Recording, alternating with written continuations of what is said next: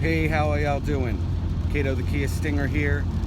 Today I'm going to finally get around to answering the questions you guys have been asking with regard to the GT9 Valvetronic exhaust system brought to you by 82 Performance. A couple basics just out of the way. It's a Valvetronic system, meaning the valves can open or close for a quiet or a loud variation. It's a Korean-built exhaust, just finally released in the U.S. I was the first one to have the opportunity to get this exhaust, and the first batch are being shipped out.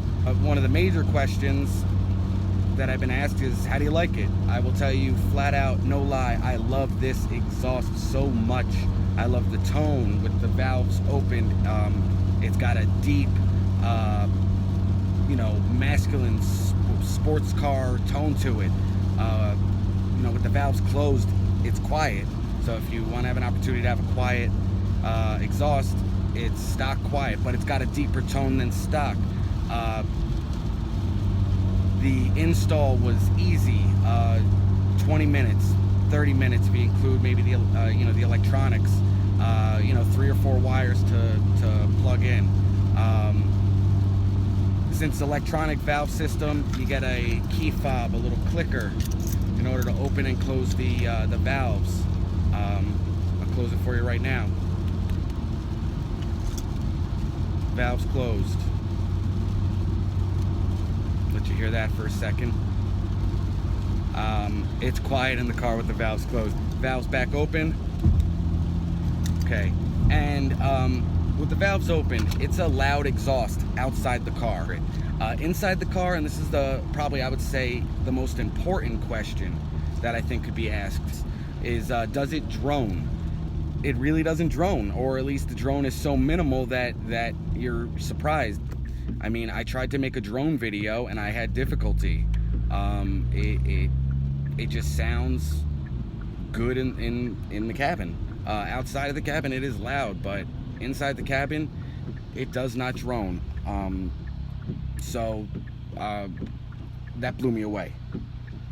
Another question that I've been asked is, it's a great question, I'm glad it was asked, is did you get an exhaust for free in order to give positive reviews?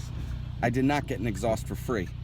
My reviews are honest. It certainly doesn't benefit the community, and it doesn't benefit it wouldn't benefit us in the long run anyway. If you're getting free stuff and giving positive reviews, you lose your credibility, you lose your following doesn't grow. Now, I did have an agreement with 82 Performance with this exhaust. Of course, it's a business deal. The deal was, you buy this exhaust, you'll be the first in North America to have it, which I thought awesome.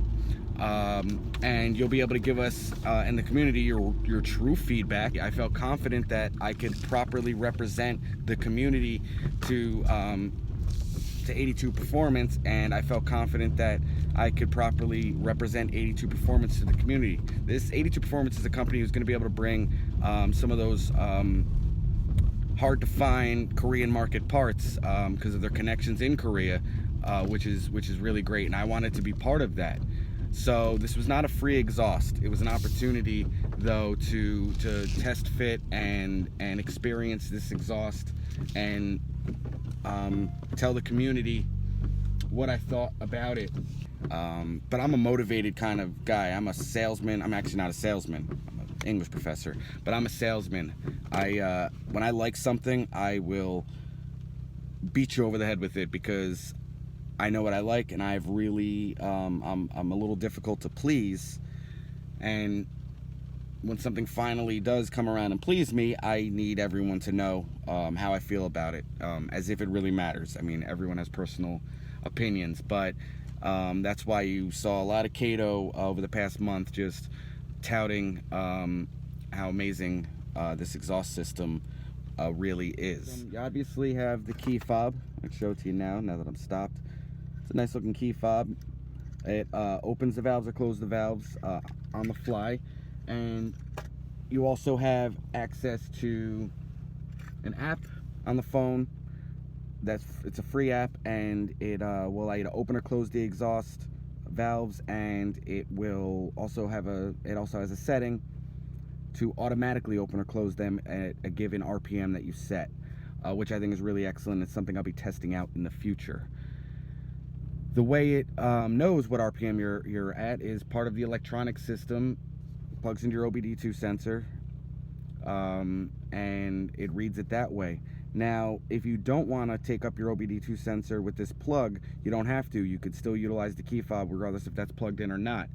I decided, why don't I drop 10 bucks on a splitter, and the splitter I got worked perfectly fine. And finally, a lot of you have been really appreciating this hat. You seem to talk about that just as much as any other thing that I cover on my video, and which is nice, because I thought I was the only one with this awesome fashion sense, and it's good to know I'm not the only one. So I'd like to do a giveaway, so I'm not the only one with this amazing hat with little pom-poms on it. So stay tuned for that. But I want to thank you for tuning in, and as always, you know, it's an open door policy. I'm always here, so drop by whenever you like.